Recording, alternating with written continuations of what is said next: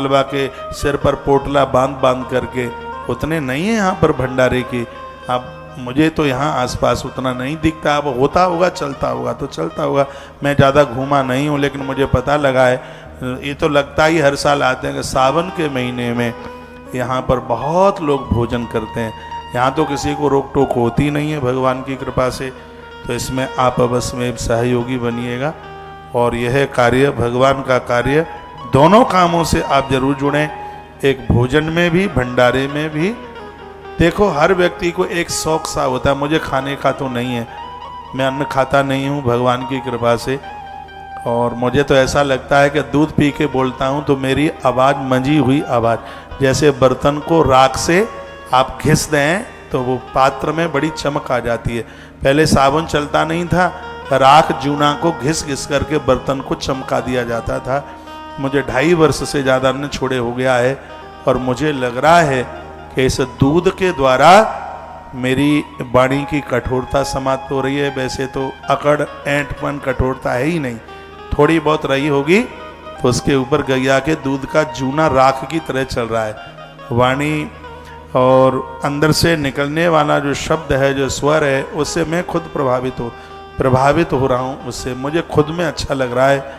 और मैं तो भगवान को, गौ माता को इतना धन्यवाद करता हूँ, कहता हूँ हे मेरी माँ, तेरी बड़ी कृपा है। जहाँ कलयुग में व्यक्ति अन्न के बिना नहीं रह सकता, और इस कलयुग में आपने हे माँ इतनी बड़ी कृपा कर दी है, तेरा दूध पीने को मिल रहा है रोटियों से दूर रखने के लिए। और मुझे इस बात का आभास होता है, ये चलो लाख गैया का संकल्प तो है ही, लेकिन एक लंबी जिंदगी जीने के लिए रोटी छोड़कर ये भगवान ने बहुत बड़ा अनुग्रह कर दिया है, बहुत बड़ी कृपा कर दी है। मैं जल्दी बूढ़ा नहीं होऊंगा, क्योंकि मैंने देवी भागवत में पढ़ा है, जो गौ माता का दूध पीते हैं वो 10,000 वर्ष तक बूढ़े नहीं होते। अब मैं 10,000 वर्ष तक नहीं तो कम से कम 100 साल तक तो बूढ़ा नहीं होऊंगा, ये मुझे लगता है। गाय के दूध का प्रवाह श्रीमद् देवी भागवत में वर्णन है कि गाय का दूध पी करके 10,000 साल तक, चलो सतयुग में 10,000 साल तक आदमी बूढ़ा ना होता होगा, तो कलयुग चल रहा है, मुझे विश्वास है 100 साल तक तो बूढ़ा होने वाला नहीं हूं, क्योंकि गौ माता का दूध पीने को मिल रहा है। इसलिए वाणी के ऊपर, आवाज के ऊपर बड़ा, कल मैं निवेदन कर रहा, मुझे बड़ी खुशी हो रही थी।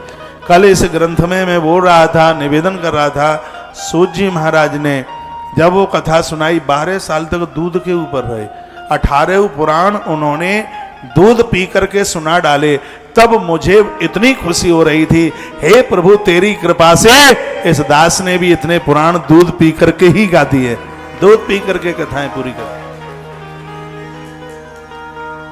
आनंद हो रहा है, बहुत अच्छा लग रहा है, बहुत बढ़िया हो रहा है। और अब तो देखो कितनी गौ माता की कृपा है, मेरे भक्त मुझसे मिलने को आते हैं तो सबसे पहले यही पूछते हैं, महाराज जी दूध की व्यवस्था हुई है कि नहीं, यही पूछते हैं। तो कृपा नहीं है तो और ये क्या है।